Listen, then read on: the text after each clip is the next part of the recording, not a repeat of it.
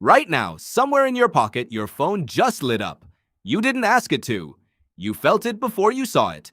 And within 3 seconds, your hand was already moving toward it. You call this a bad habit. But the real answer is far stranger. What's happening in your brain in that moment isn't weakness. It isn't laziness. It's a 4 million-year-old survival circuit, firing exactly the way it was built to fire. Except now, it's been hijacked by a glowing rectangle. Think about the last time you checked your phone for no reason. No notification. No message waiting. You just felt the pull. That feeling has a name. Psychologists call it a checking habit. But underneath it sits something much older. A reward system your ancestors needed to stay alive. Your brain didn't evolve to scroll. It evolved to scan. For most of human history, scanning your environment was not optional. It was survival. A rustle in the grass might be the wind, or it might be a predator. Your ancestors who paused to check, who looked twice, who stayed alert to small, unexpected signals, were the ones who lived long enough to pass on their genes. The ones who didn't check were, quite often, eaten. This is not metaphor. This is selection pressure, operating over hundreds of thousands of years, sculpting a brain that treats uncertainty as something urgent to resolve. Here's the mechanism. Deep in your brain sits a structure called the dopaminergic system, centered around a region called the nucleus accumbens. You don't need to remember that name. Just know this. It's your brain's anticipation engine. And here's the part almost everyone gets wrong. Dopamine isn't released when you get the reward. It's released when you anticipate the reward.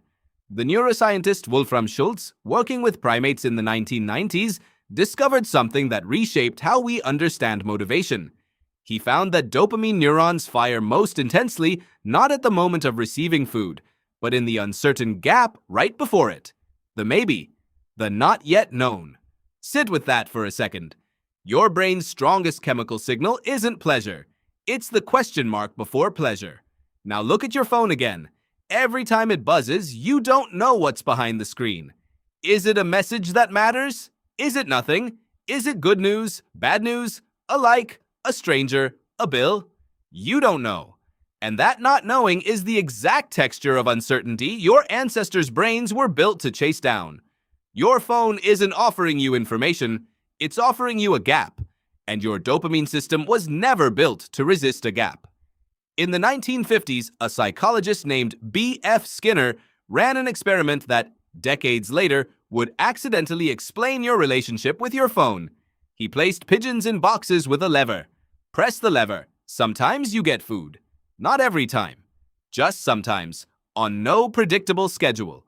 Skinner called this variable ratio reinforcement, and the pigeons that received unpredictable rewards pressed the lever far more obsessively than the pigeons who got a reward every single time. Predictable reward creates calm behavior. Unpredictable reward creates compulsive behavior. The pigeons weren't broken. They were responding exactly the way any dopamine-driven brain responds to unpredictability. Your phone runs on the same schedule. Sometimes you check it and there's nothing. Sometimes there's something wonderful. You never know which one it'll be. That unpredictability isn't a flaw in the design. It is the design. But why does your brain treat a notification with the same urgency as a snapping twig in tall grass? Because your nervous system doesn't actually distinguish between modern and ancient threats the way you'd think. The same alertness circuit, the same fast-orienting reflex, response to anything sudden, anything novel, anything socially relevant gets triggered by both. A 2014 study led by researcher Gloria Mark at UC Irvine tracked office workers and found that the average person checked email or messages roughly every 6 minutes throughout the day, often without conscious intention. Not because the message was urgent, because the brain treats unknown as something to resolve immediately, the same way it would treat a flicker of movement in the periphery. There's something else going on too, something older than dopamine itself. For nearly the entire span of human existence, you lived in small groups. 40 people, 100 maybe. And in a group that small, social information wasn't entertainment. It was survival data. Who is angry at whom? Who might exclude you? Who might help you? Missing social information could mean missing a warning, missing an alliance, missing your place in the group that kept you fed and protected. Your brain still runs this ancient program. Every text, every like, every comment is processed on some unconscious level as social information that might matter to your survival. Your phone didn't create this hunger.